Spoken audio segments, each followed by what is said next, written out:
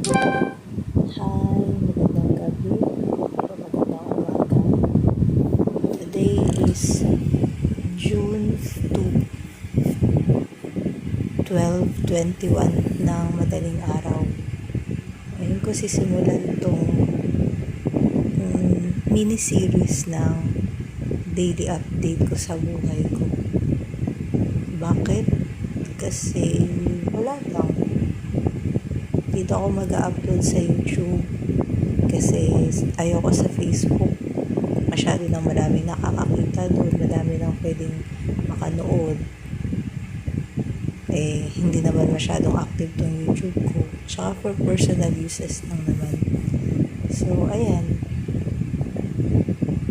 A day in a life of being me. Mental blender. Bye-bye.